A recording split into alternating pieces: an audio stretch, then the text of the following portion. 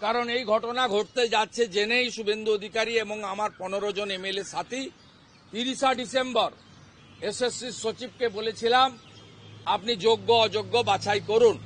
কারণ আমি জানতাম মমতা ব্যানার্জি করবে না, কারণ তিনি তার ভাইপোকে দিয়ে 700 কোটি টাকা তুলেছেন চাকরি বিক্রি করে।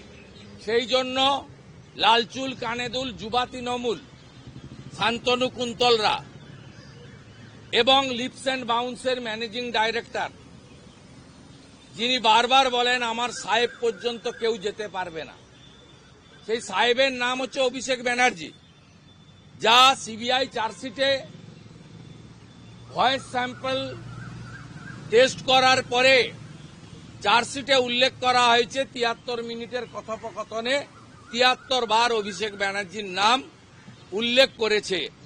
কালীঘাটের কাকু লিপস অ্যান্ড বাউন্স, যার ডাইরেক্টরের নাম শ্রী অমিত ব্যানার্জি, মমতা ব্যানার্জির দাদা, যার ডাইরেক্টরের নাম শ্রীমতী লতা ব্যানার্জি, অমিত ব্যানার্জির সহধর্মিনী, যার ডাইরেক্টরের নাম রুচিরা ব্যানার্জি নারোলা, তিনি কার সহধর্মিনী সবাই জানেন, এবং যে লিপস অ্যান্ড বাউন্সের চেক পাওয়ার এখনো অভিষেক ব্যানার্জির কাছে আছে।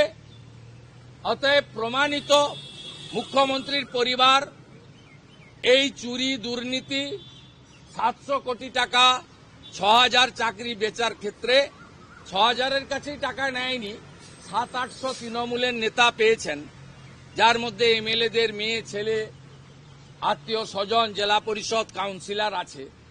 এর আগে আমরা একটা গ্যালারি করেছিলাম বিধানসভায়, আবারও গ্যালারি করে তাদের ছবি প্রকাশ করব। ভারতীয় জনতা পার্টির সরকার 10 মাস পরে বাংলার মানুষ তৈরি করবে। আমরা যোগ্যদের তালিকা বের করে সেই যোগ্যদের নিয়ে যোগ্য তালিকা নিয়ে তাদেরকে আইনি লড়াই করে তাদের চাকরি ফেরত পাওয়ার কথা বলবো।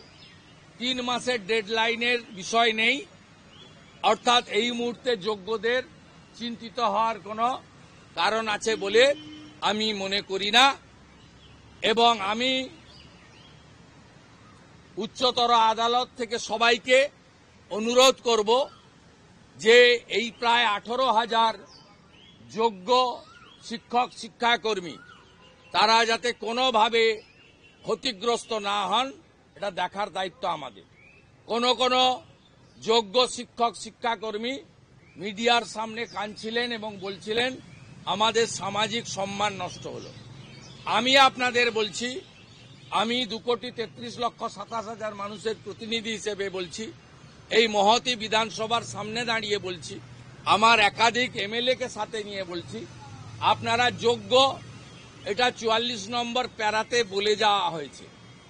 তাদের চাকরি বাতিল হবে, তাদের কারো তালিকা প্রকাশ না করলেও সুপ্রিম কোর্ট 3-4টি বিষয় বলেছেন।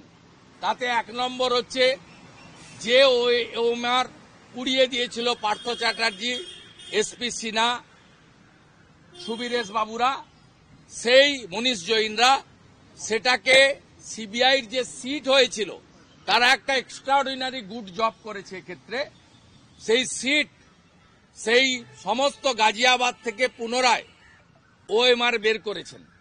তাতে সুপ্রিম কোর্ট পরিষ্কার 44 প্যারাতে বলেছে ওএমআরে যাদের নাম্বার টেম্পারিং করা হয়েছে কেবলমাত্র তাদের চাকরি বাতিল করতে হবে, তালিকাটা এসএসসি রাজ্য সরকার পরিচালিত তাকে ঠিক করতে হবে, যেহেতু কোর্টে দেয়নি।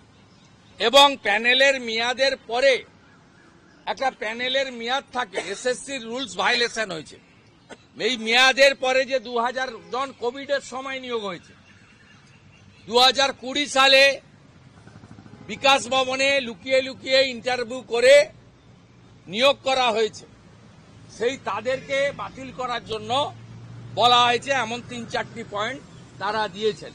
তাই যোগ্যদের ক্ষেত্রে আমি মনে করি কোনো সময়সীমা নেই, তাদের চিন্তার এই মুহূর্তে কোনো কারণ নেই। তাদের সুপ্রিম কোর্টে ইন্ডিভিজুয়াল রিট করার অ্যাম্পেল স্কোপ রয়েছে। অতএব তাদের সঙ্গে বাংলা আছে।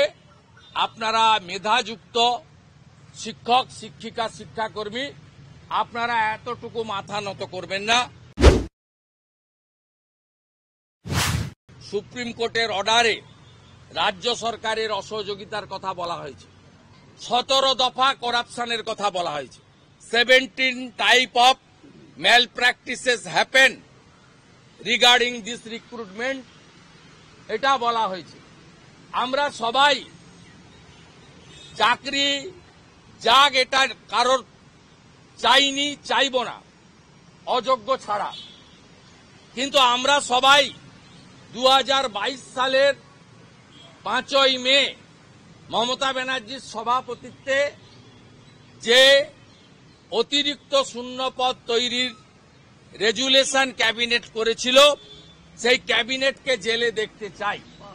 3000 চাকরি রিক্রুটমেন্টের জন্য যদি হরিয়ানার প্রাক্তন মুখ্যমন্ত্রী প্রয়াত ওম প্রকাশ চৌটালাকে 5 বছর তিহার জেলে কাটাতে হয়, 2022-এ 5ই মে তদানীন্তন ক্যাবিনেট মিটিংয়ে উপস্থিত থাকা সব মন্ত্রী এবং হরিকৃষ্ণ দ্বিবেদী chief secretary, education secretary Manish Jain, finance secretary তদানীন্তন মনোজ পন্থ, এদেরকে জেলে দেখতে চায় বাংলা।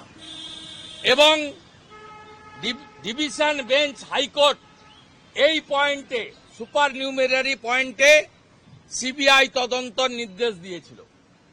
এরা আলাদা করে পিটিশন করে আগের সিজিআইর কাছ থেকে স্টে লাগিয়েছিল।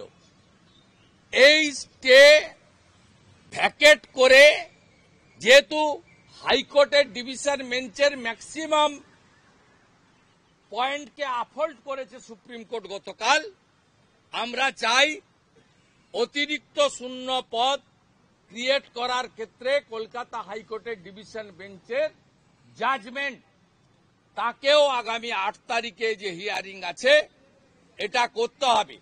কারণ 44 প্যারা, আবার বলছি, থার্ড টাইম রিপিট করছি, সেখানে ক্লিয়ারলি বলা আছে এই করাপশন প্রাতিষ্ঠানিক করাপশন, প্রতিষ্ঠান থেকে করা হয়েছে।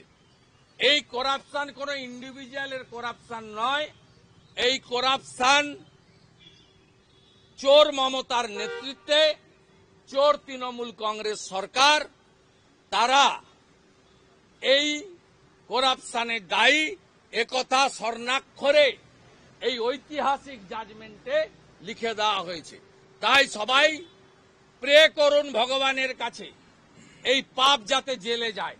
মমতা নামক এই চোর এবং পাপ, এই ঘৃণিত মুখ্যমন্ত্রীর চেয়ার আজকে বাংলাকে সর্বনাশ করেছেন। শুধু এক্ষেত্রে নয়, 113টা অবৈধ ওবিসি গ্রুপকে, যার মধ্যে 109টা মুসলমান, তাদেরকে ওবিসি করতে গিয়ে 10 লক্ষ সার্টিফিকেট বাতিল। পুনরায় সার্ভে হয়েও কোনো লাভ হবে না। 15ই জুলাই ডেট আছে আবার। এক্ষেত্রেও পথে বসালেন 10 লক্ষ মুসলিম যুবক যুবতীকে এবং বঞ্চিত করলেন প্রকৃত হিন্দু ওবিসিদেরকে। এরও পাপ আপনাকে ভুগতে হবে।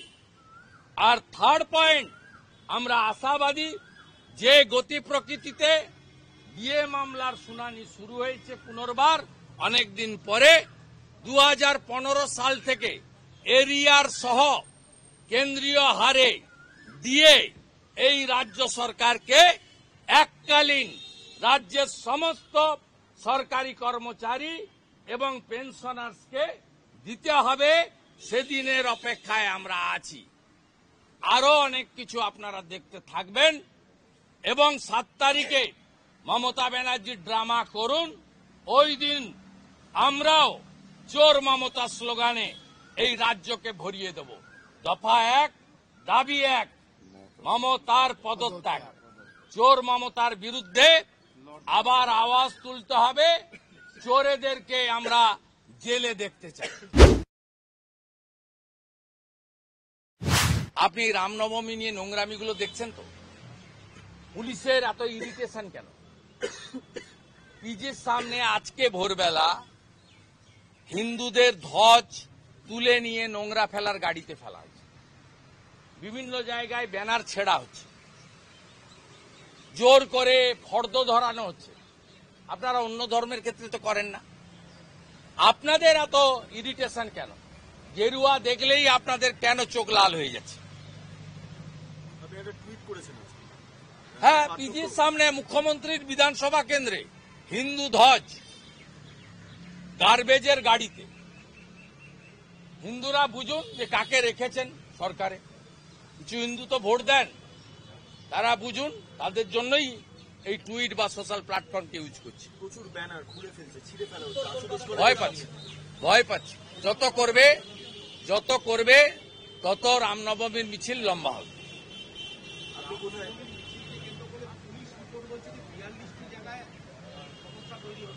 সেটা আপনাকে কে বলল?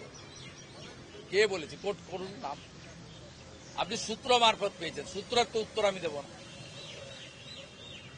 পুলিশ এবং তৃণমূল গন্ডগোল করলে গন্ডগোল হবে। মুসলিমরা ঈদ পালন করেছে, কোথাও গোলমাল হয়নি, কারণ হিন্দুরা গোলমাল করে না। আমরা সেদিন রাস্তায় থাকব, আপনারা গোলমাল করবেন না, শান্তিপূর্ণ হবে। ধ্বজ নিয়ে, জয় শ্রীরাম নিয়ে, রামচন্দ্রের ছবি নিয়ে, বাজনা নিয়ে, মৃদঙ্গ খঞ্চনি নিয়ে আমরা করব। আপনারা চুলকাতে আসবেন না। ওই একটা দিন আমাদের ছেড়ে দিন, গাড়িতে ধ্বজ থাকবে, বাড়িতে ধ্বজ থাকবে, মোটরসাইকেলে ধ্বজ থাকবে। হাই হ্যালো ছোড়ো, জয় শ্রীরাম বলো, সারাদিন জয় শ্রীরাম বলবো। আপনার সঙ্গে দেখা হলেও বলবো, আপনি ফোন করলেও বলবো। বাড়ির মাথায় ধ্বজ উঠবে, মোটরসাইকেলে ধ্বজ থাকবে, গাড়িতে ধ্বজ থাকবে, ঠাকুরের পুজো হবে, ভোগ নেব, শাঁখ বাজাবো, দীপদান করব। ভগবান পুরুষোত্তম রামচন্দ্র মহারাজ ভারতবর্ষের আস্থার প্রতীক, হিন্দুদের আত্মার প্রতীক, পালন করব আমরা। আপনারা ওই দিন একটু তৃণমূলীরা